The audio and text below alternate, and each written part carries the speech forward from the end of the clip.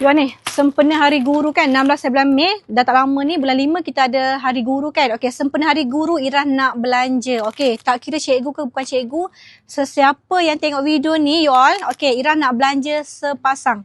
Okey, you all beli apa-apa kain dekat Ira Syukri, walaupun beli sepasang kain, Ira akan belanja. You all tahu tak Ira belanja apa? Barang datin. Ni. Barang datin ni kan, you beli kain dalam Lai kan, you beli apa-apa je kain dekat dalam Lai, Ira akan belanja you all ni. Kain datin ni yang harga kain saja 289. Okey, tudung 129, Ira akan belanja you all dengan harga total dia RM428. Ira akan belanja secara percuma sahaja dah. Ira nak belanja sempena Hari Guru, kita pun tahu you all. Tanpa guru, siapa kita you all dah. Guru ni mendidik kakak dah. Okey, guru ni dia sekolah mendidik kita tahu, menjadikan kita manusia yang berjaya hari ni tahu. Okey, so warna comel-comel Ira akan belanja. Okey, siapa yang tengok ni video ni kakak, yang paling utama mesti follow Ira Syukri. Okey, share Ira punya live. Okey, jangan lupa komen dalam video ni tahu. Share Ira punya video.